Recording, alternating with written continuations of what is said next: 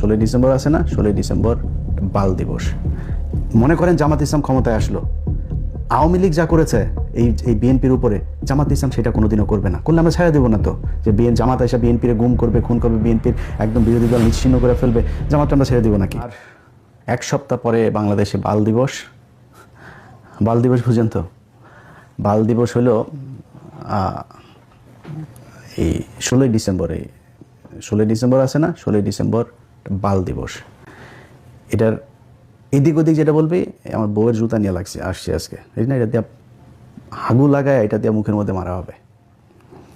16ই ডিসেম্বরের যে বিজয় দিবস বলবে ওইটারে, অনুষ্ঠানের ভিডিও পুরাটা দেখে তারপরে শেষ করতে হবে। একটু শুনে পাশার মধ্যে গরম তাপ লাগা তারপরে জাম করে উঠে গেলে হবে না, শেষ পর্যন্ত উঠা তারপরে বলে যাইতে হবে যে ইলিয়াস ভাই কি আসলে ঠিক বললো নাকি ব্যাঠিক বললো। যদি ব্যাঠিক বলি আমার জুতা দিয়ে পেটায়েন, কোনো সমস্যা, আমাদের সবার জুতা নিয়ে আমার গালে আমি নিব, কোনো সমস্যা নেই, শেষ করে যাইতে হবে। এটা অনুরোধ থাকলো, খুব গুরুত্বপূর্ণ প্রতিটা কথার, মানে এমনিতেও তো মানে দাম আছে, যেমন এই যে কথা বলছি না 10 মিনিটের কথা অনেক টাকা দেয় কিন্তু ইউটিউব আমাকে, সো এমনিতেও দাম আছে, কথাগুলো অনেক দামি কথা, এটা শুনে যাইতে হবে। বেশিক্ষণ লম্বা করবো না আজকের ভিডিও। মুক্তিযুদ্ধ নিয়ে কিছুই বলা যাবে না, বিশাল আকারে মুক্তিযুদ্ধ নিয়ে একদম আলাপই করা যাবে না। এটা কোরআন নাকি যে এটার কোনো পরিবর্তন নাই, কোনো কিছু নাই, কোনো আলোচনা করা যাবে না। মুক্তিযুদ্ধের সময় এখন পর্যন্ত যারা মুক্তিযোদ্ধা আছে, আমাদেরকে যারা মুক্তিযোদ্ধা বলে, যারা যুদ্ধ করে দেশ স্বাধীন করেছে, এই মুক্তিযুদ্ধ মন্ত্রী ছিল এই যে মুজাম্মেল, নিকোলের বয়ফ্রেন্ড, 5 তারিখের আগের দিন পর্যন্ত নিকোলের মতো এরকম অনেক নারীদের খেয়ে গিয়েছে। তার মানে শরীরে শক্তি টক্তি ভালোই আছে। তো এরকম মুক্তিযোদ্ধা সারা দেশে আছে না, 20,000 টাকা করে ভাতা নিচ্ছে। এদেরকে ডাক দিয়ে আপনি জিজ্ঞেস করতে পারতেন না যে ভাই আসলে কতজন মুক্তিযোদ্ধা ছিল, কে কে রাজাকার ছিল, কার কার মারে পাকিস্তানিরা নিয়ে লাগাইলো? এগুলো করা যাইতো তো, খোঁজ নেওয়া যাইতো না? করেন নাই। কারণ কি? এটা বিশাল একটা গ্যাপ এই জায়গায় আছে, এই ভ্যাকিউম কেউ পূরণ করিতে চায় না। কারণ কি? এইটা করলেই এই যে ব্যবসা, এই ব্যবসা সব শেষ। এই ব্যবসা তোকে বন্ধ করতে হবে। এই যে এখন দেখেন না, আওয়ামী লীগ চলে গিয়েছে, এখন বিএনপি এসেছে, এসে তারপরে সেই ব্যবসা আবার শুরু করেছে, সব শেষ। তারেক রহমানের একটা বক্তব্য শুনলাম। তারেক রহমান ভাই, আপনি সব শেষ যে বক্তব্য দিয়েছেন, আপনার বক্তব্য কিন্তু আমরা এই 71-এর মুক্তিযুদ্ধ নিয়ে গত 6 বছরে 7 বছরে আপনার অনেক বক্তব্য আমরা শুনেছি। আপনি কিন্তু একদম মানে পড়াশোনা যে প্রচুর করেছেন ইতিহাস নিয়ে, সেটা বোঝা গিয়েছে। আপনি বই ধরে ধরে তারপরে এই আলোচনাগুলো করতেন, সেই বক্তব্য শুনেছি। আজকের এই 2 দিন আগের যে বক্তব্য আপনি ইতিহাস নিয়ে দিয়েছেন, সেই ইতিহাসের বক্তব্য আর আপনি এতদিন যে বক্তব্য বলেছেন সেটা মিলছে না একসাথে। যদি আওয়ামী লীগের বয়ান যদি আপনি ইতিহাস মনে করেন, তাহলে আওয়ামী লীগের বয়ান অনুযায়ী আপনার আব্বা কিন্তু একজন রাজাকার। এটা কিন্তু মাথায় রেখে তারপরে ইতিহাস নিয়ে আলোচনা করতে হবে, খুব সাবধানে। আর যদি মনে করেন না আসলে ইতিহাস নিয়ে কথা বলতে চাই, ইতিহাস যেটা সত্য সেটাই জানাইতে চাই, তাহলে অনুরোধ থাকবে আল্লাহর রাস্তে আপনাদের নির্বাচনী ইশতেহারে যেন এবার থাকে কতজন মানুষ মারা গিয়েছে, কতজন মানুষ ধর্ষিতা হয়েছে, কতজন মানুষ আসলে মুক্তিযোদ্ধা ছিল, কতজন রাজাকার ছিল, এটা আমরা দিব, এটা জরিপ করবো। আর বেশি দিন সময় নাই কিন্তু। জেনুইন অরিজিনাল মুক্তিযোদ্ধা, এই মুজাম্মেলদের মতো ভুয়া মুক্তিযোদ্ধা, অরিজিনাল মুক্তিযোদ্ধা, তারা কিন্তু এখন সবার বয়সী 70-এর উপরে। আর 5 বছর পরে কিন্তু একটারও খুঁজে পাওয়া যাবে না। খুঁজে পাওয়া গেলেও তাদের বক্তব্য রেকর্ড করতে পারবেন না, কারণ সেই অবস্থা তাদের শারীরিক মানসিকভাবে থাকবে না। অতএব আপনাদের ইশতেহারে থাকতে হবে যে আমরা জানতে চাই, এই প্রজন্ম, আমি আমার চাইতে ছোট বয়সে যারা মুক্তিযুদ্ধ দেখি নাই, আমরা জানতে চাই আসলে কি ঘটেছিল 71-এর বাংলাদেশে। এটা জানার অধিকার আমাদের সবার আছে। এখন যদি আওয়ামী লীগের বয়ান দিয়ে যদি চালাইতে চান, খুব খেয়াল করে তারপরে সামনে পা ফেলতে হবে। কিন্তু ধরেন এই পৃথিবীর ভেতরে, ধরেন একটা দেশ বলেন, এক্সেপ্ট এই আপনার মিডল ইস্ট, যেসব চীনের মতো যেসব দেশে রাজতন্ত্র, একনায়কতন্ত্র, কমিউনিস্ট, এই টাইপের দেশটি যেগুলি আছে, এর বাইরে যেখানে গণতন্ত্রের প্র্যাকটিস আছে, পৃথিবীর এমন কোনো দেশ দেখাইতে পারবেন না যেই দেশে অ্যাট এ টাইমে প্যারালালি 3টা পলিটিক্যাল দল এক্সিস্ট করে। 2টা, সবখানে 2টা। আপনি আমেরিকা বলেন, লন্ডন বলেন, যত মানে বড় বড় আপনার দেশ যা আছে, সেটা এই ইন্ডিয়া বলেন আর বাংলাদেশ বলেন, কখনোই কিন্তু 3 দল একসাথে সমান শক্তিশালী 3টা বিরোধী দল পৃথিবীর কোথাও নেই। যেখানেই যাবেন আপনি 2টা। এখন বাংলাদেশে 2টা শক্তিশালী রাজনৈতিক দল আছে, একটা বিএনপি, একটা জামাত। আমার মনে হয় এখনও বিএনপি সবচাইতে বড় দল, 2 নম্বরে যদি জামাত ধরেন, কিন্তু খুব শক্তিশালী। কিন্তু এটা খালি মানে মুখের কথা না, এটা বিএনপিও হারে হারে টের পাচ্ছে যে জামাত যে ভেতরে ভেতরে যে কি পরিমাণে ভোট তাদের বেড়েছে। এখন 3 নম্বর আরেকটা দল এরকম বড় বৃহৎ আকারে আসবে সেই সুযোগ নাই। যদি আসে সেটা বিএনপি আসবে। যদি বিএনপি মনে করে যে 71-এর সেই আওয়ামী বয়ান নিয়ে আসবে, তাহলে বিএনপির মোড়কে কিন্তু আওয়ামী লীগ চলে আসবে। নামে মনে হবে, সবারকে দেখে মনে হবে এই তো বাংলাদেশ জাতীয়তাবাদী দল, কিন্তু এই দলে জাতীয়তাবাদের কেউ থাকবে না। এখানে সবই সেই আওয়ামী লীগের মতো, সেই লোকজনের কথা, সেই সব কিছু তাদের মতোই মনে হবে। আর সেটা যদি তারেক রহমানের বক্তব্যটাও যদি সেরকম হয়, তাহলে তার কিছু বলার নাই। একমাত্র জিয়া পরিবারকে আমরা বিশ্বাস করি যে না, তারা অন্তত বাংলাদেশ জাতীয়তাবাদের এই বাংলাদেশে তারাই হচ্ছে গিয়ে প্রণেতা, এবং তাদের হাত ধরে এটা শুরু হয়েছিল। তাদের এই পরিবার যতদিন থাকবে বাংলাদেশ জাতীয়তাবাদ এটা থাকবে। এখন বাঙালি জাতীয়তাবাদে যদি আপনি যাইতে চান, সেটা আবার ওইটা কিন্তু আওয়ামী লীগের নিয়ে হয়ে যাবে, তখন নামে থাকবে হয়তো বিএনপি। আওয়ামী লীগের ইতিহাস বাংলাদেশে শেষ, এটা মনে মনে আপনাকে বেঁচে রাখতে হবে। সব শেষ। শেখ হাসিনার কথা আপনারা টেলিগ্রামে যারা শুনেছেন যে এখন আমাদের আর কী করা, আমাদের আর করণীয় না, আমাদের গেরিলা হামলা করতে হবে। মানে বক্তব্য বুঝেছেন তো যে তার হাতে আর কোনো কিছু করার নাই। আন্তর্জাতিক বলেন, জাতীয় বলেন, সবখানে তাদের দেখা শেষ। এই দেশের মানুষও তাদের কথা এখন কেউ নেমে আসবে না। সো 2-4টা ভাঙচুর জ্বালাও পোড়াও করতে পারেন, করলে আবার মামলা খাবেন। এই রাস্তা তো আপনারা দেখিয়ে দিয়ে গেছেন। একটা হবে 1200 মানুষের নামে মামলা হবে, মুরগির উপর বোমা মারার মামলা করেছেন না? সো এই রাস্তা তো আপনারা দেখিয়ে গিয়েছেন, পুলিশকে সেই ইকুইপমেন্ট দিয়ে গিয়েছেন। আড়ি পাতা দিয়ে এখন স্বরাষ্ট্র উপদেষ্টা সরাসরি বলে আড়ি পাতা হবে। আপনারা এগুলো করে খুব বেশি সুযোগ সুবিধা নিতে পারবেন না। সো বিএনপি জামাতের জায়গায় থাকবে। জামাত যেহেতু উঠে গিয়েছে, জামাত এখান থেকে উপরে উঠবে, নিচে নামবে না। তো এখন আপনারা কারা থাকবেন? বাংলাদেশ জাতীয়তাবাদ থাকবেন না বাঙালি জাতীয়তাবাদ থাকবেন? সেটা হচ্ছে আপনাদেরকে ডিসাইড করতে হবে। যাই হোক, বিএনপিকে খুব বেশি নসিহত করতে চাই না, বিএনপির নিজস্ব ব্যাপার। বিএনপিকে নিয়ে কথা বলে আবার বিএনপি আর আমাদের জামাত বানায় দিবে, যেখানে ভাই আপনাদেরকে অবমূল্যায়ন করে ছোট করে কথা বলার মতো সুযোগ নেই। অনেকে বিশাল গ্যাঞ্জাম বাঁধাইতে চাচ্ছে আমাদের আর বিএনপির মাঝখানে, আমার দিয়ে সেটা পারবেন না। কারণ হচ্ছে কি, কারণ এই বিএনপি তো গত 15 বছরে তারা জীবন দিয়েছে, তাদের পার্টির লোক গুম হয়েছে, তারা জেলে ছিল। এই পুরো দলটারে একদম যা মনে চায় তাই বলবেন, এটা বলা আমার এত দুঃসাহস হয় না, যে কারণে খুব বেশি বুঝাইলাম না। বাট সামনের দিনগুলোতে খুব সাবধানে পা চলতে হবে। মনে করেন জামাত ইসলাম ক্ষমতায় আসলো, আওয়ামী লীগ যা করেছে এই বিএনপির উপরে, জামাত ইসলাম সেটা কোনোদিনও করবে না। করলে আমরা ছেড়ে দেবো না তো, যে জামাত এসে বিএনপির গুম করবে, খুন করবে, বিএনপির একদম বিরোধী দল নিশ্চিহ্ন করে ফেলবে, জামাত আমরা ছেড়ে দেবো নাকি? কিন্তু যদি আওয়ামী লীগকে আবার আনেন, আম এবং ছালা দুটাই যাবে। এবার আসল আলোচনায় আসি। আজকে আমার এই বাম সাইডে আমার বউয়ের জুতা দেখাইছি না আগে, এই জুতাটার পাশাপাশি আরও একটা জিনিস আমার কাছে এনে রেখেছে, এইটাও আপনাদের একটু দেখায় তারপরে অনুষ্ঠান শেষ করব। আজকে পিনাকিদার মতো আমার এডিটর সাহেবদেরকে একটু বলবো যে একটু কাজ করতে। এটা হচ্ছে আমাদের আপনার অরক্ষিত স্বাধীনতায় পরাধীনতা, এটা মনে হয় লেখাটা উল্টা দেখাবে যেহেতু ভিডিওতে।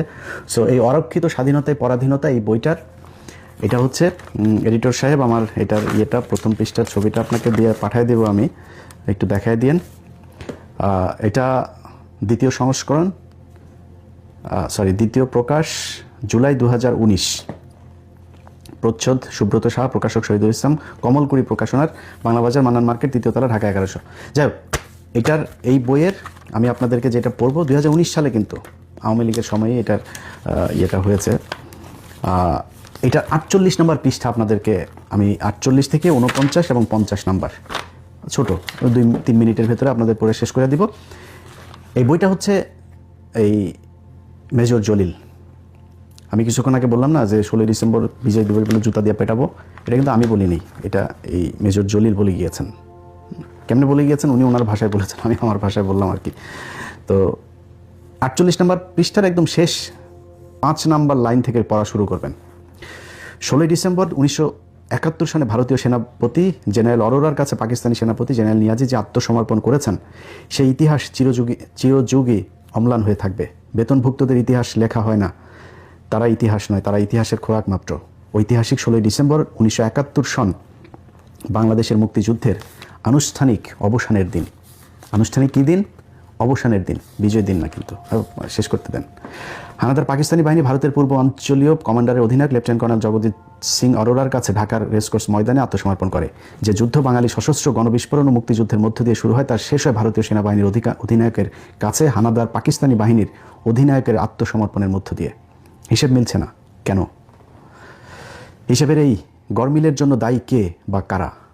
যারা মুক্তিযুদ্ধ শুরু করেছিল, যুদ্ধ শেষে পরাজিত শত্রুপক্ষ মুক্তিযোদ্ধাদের কাছে আত্মসমর্পণ করল না কেন? পাকিস্তান এবং ভারতের মধ্যে তো কোনো যুদ্ধ হয়নি, মুক্তিযুদ্ধ সংঘটিত হয়েছিল হানাদার পাকিস্তানি সেনাবাহিনী এবং মুক্তিকামী বাঙালি জনগণের মধ্যে। ভারতীয় সেনাবাহিনীর কাছে পাকিস্তানি সেনাবাহিনীর আত্মসমর্পণের হেতুটি দেখা দিল কেন? কোন উদ্দেশ্যে? মুক্তিযুদ্ধের সর্বাধিনায়ক কর্নেল উসমানীর কাছে পাকিস্তানের পরাজিত নিয়াজি আত্মসমর্পণ করলেন না কেন? আত্মসমর্পণের সময় কর্নেল উসমানী উপস্থিত ছিলেন না কেন? অনুপস্থিত ছিলেন কেন? আত্মসমর্পণের বেশ কয়েকদিন পর কর্নেল ওসমানী ঢাকায় এলেন কেন? এ সময়কাল তিনি কোথায় ক্ষেপণ করেছেন? তিনি কি তাহলে সত্যিই কলকাতায় বন্দী ছিলেন?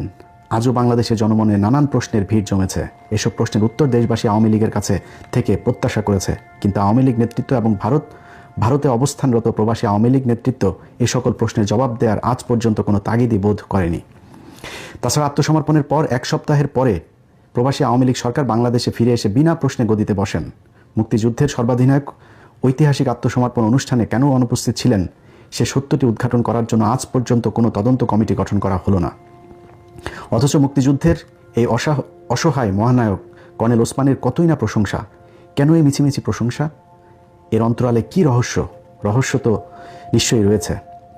ভারতীয় সেনাবাহিনীর অধিনায়কের কাছে পাকিস্তানি সেনাবাহিনীর অধিনায়কের আত্মসমর্পণের মধ্য দিয়ে প্রকৃত পক্ষে 16ই ডিসেম্বর, যাকে আমরা বিজয় দিবস হিসাবে অভিহিত করি, যাকে আমরা 16ই ডিসেম্বর বলে অভিহিত করি, সেই দিন থেকে বাঙালির মুক্তিযুদ্ধকে সরাসরি অস্বীকার করা হয়েছে। 16ই ডিসেম্বর যোদ্ধাদের বিজয় দিবস এর পরিবর্তে ভারতীয় সেনাবাহিনীর বিজয় দিবস হিসাবে ইতিহাসে আনুষ্ঠানিকভাবে চিহ্নিত করা হয়েছে। এই ষড়যন্ত্রের পেছনে আসলে উদ্দেশ্য হচ্ছে বাঙালির স্বাধীনতা সংগ্রামকে অস্বীকার করা এবং পাক ভারত যুদ্ধে পূর্বাঞ্চলের রণাঙ্গনে ভারতীয় সেনাবাহিনীর বিজয় ঘোষণা করা। এই বিজয়ে বাংলাদেশের মুক্তি পিপাসু জনগণ ও মুক্তিযোদ্ধারা ছিল নীরব দর্শক। আওয়ামী লীগ নেতৃত্ব ছিল বিনয়ী তাবেদার এবং কর্নেল ওসমানী ছিলেন অসহায় বন্দী। এ যেন ছিল ভারতের বাংলাদেশ বিজয় এবং আওয়ামী লীগ সরকার এ নববিজিত ভারত ভূমির যোগ্য লিজ গ্রহণকারী সত্তা। সুতরাং যেমন সত্তা তেমনি তার শর্ত। আর যায় কোথায়? এ তো গেল 16ই ডিসেম্বরের সম্পর্কে কিছু কথা। অনুরূপভাবে 17ই ডিসেম্বর তারিখে খুলনায় সার্কিট হাউস ময়দানে পাকিস্তান সেনাবাহিনীর আনুষ্ঠানিক আত্মসমর্পণ পর্ব অনুষ্ঠিত হয়। 9ম সেক্টরের অধিপতি হিসাবে আমি সেখানে উপস্থিত থাকলেও ভারতীয় সেনাবাহিনীর কর্তৃপক্ষ আমাকে একরকম জোর করেই পেছনের সারিতে ফেলে দেয়। বারবার প্রচেষ্টা চালানো সত্ত্বেও আমাকে সামনে আসতেই দেওয়া হলো না।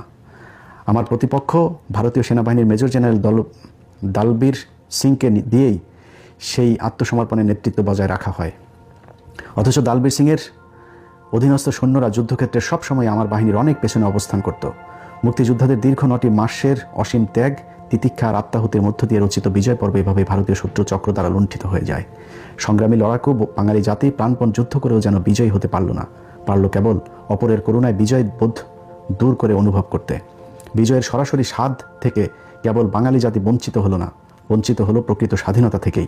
সুতরাং সেই বঞ্চনাকারীদের কবল থেকে বঞ্চিতদের ন্যায্য পাওনা আদায় করার লক্ষ্যে আরেকটি প্রকৃত মুক্তিযুদ্ধের প্রয়োজন কি এখনো রয়ে যায়নি? এবার শুরুতেই যে জুতাটা দেখাইছি না, এই পৃষ্ঠা পড়ার পরে কে জুতা খাইতে চাস আর কে জুতা মারতে চাস এটা আমার জানাইস। এই যে বইটা পড়লাম, এই বইটা একজন সেক্টর কমান্ডার, অনেক এই ভারতীয় চক্র এরা বলে থাকে যে 16ই ডিসেম্বর বাংলাদেশের সব সেক্টর কমান্ডাররা, মেজর জিয়া, তারপরে এই আপনার কর্নেল ওসমানী যিনি সর্বাধিনায়ক ছিলেন, তারপর ওইদিকে তাজউদ্দিন ওরা থাকলেও বুঝতাম ওরা আমাদের দেশের লোক, সবাই নাকি আসতে পারেনি, অনেক দূরে দূরে ছিল। মেজর জলিল লিখে গিয়েছেন যে 17 তারিখ এই 16ই ডিসেম্বর ঢাকাতে যেটা রেসকোর্স ময়দানে হয়, 17 তারিখ খুলনা 9ম এই সেক্টর, যেটা সবচাইতে বৃহৎ সেক্টর 1971 সালের, ওই সেক্টরের অধিনায়ক ছিল মেজর জলিল। তিনিও এখানে ছিলেন। তো ওই অধিনায়ক হিসেবে ওইখানে তার নেতৃত্ব দেওয়ার কথা না, তার পেছনের সারিতে ধাক্কায় ফেলাই দিয়েছে। এটা হচ্ছে আমাদের বিজয়।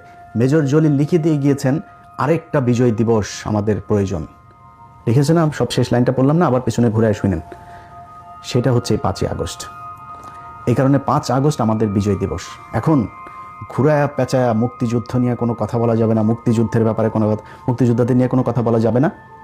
তাইলে মেজর ডালিম কই, কর্নেল হুদা কই, কর্নেল নূর কই, কর্নেল ওই যে রশিদ কই, তারা কোথায়? তাদেরকে দেশে থাকতে দিস নাই কেন? যেসব মুক্তিযোদ্ধারা বাংলাদেশে যে বুকের মধ্যে যে ধনেটা লাগায় দিয়ে তারপরে ঘুরে না, শালারা সব ভুয়া মুক্তিযোদ্ধা।